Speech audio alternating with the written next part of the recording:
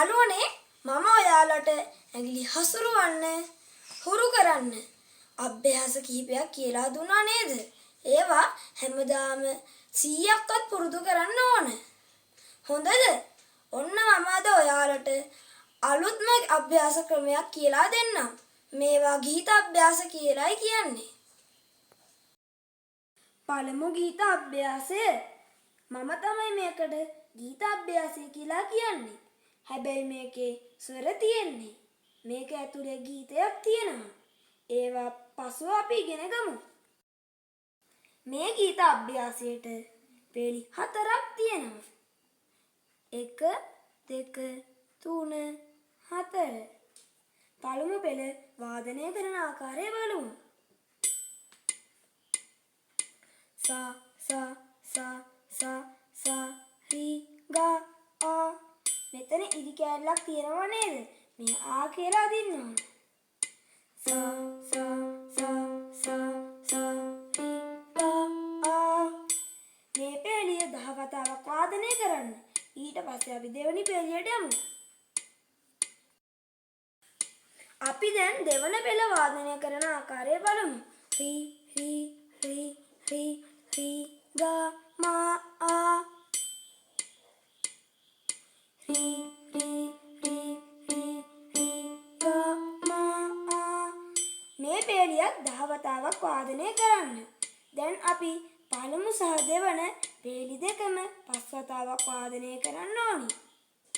sa sa sa sa sa ri ga a ri ri ri ri ri ga ma a. පෙළි දෙක 5 වතාවක් වාදනය කළාට පසුව තුන්වෙනි පෙළිය 10 වතාවක් වාදනය කරන්න. අපි දැන් තුන්වන පෙළිය වාදනය කරන ආකාරය බලමු. ga ga ga ga ga ma pa a. ga ga ga ga ga ma pa a.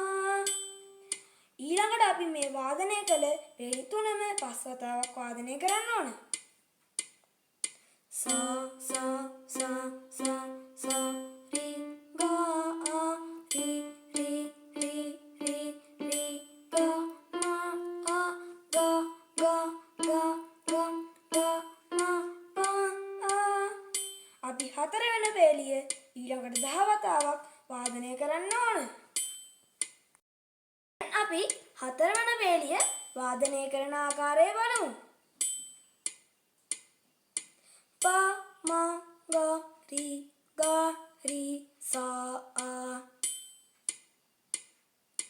pa ma ga ri sa a.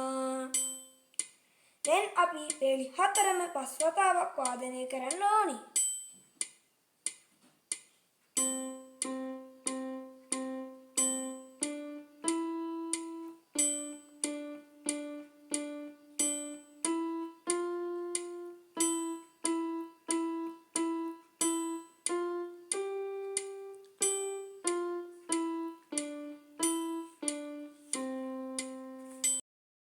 මේ රටාවට අපි ඉගෙන ගන්න සියලුම ගීත අභ්‍යාස පුරුදු පුහුණු වෙන්න ඕනි.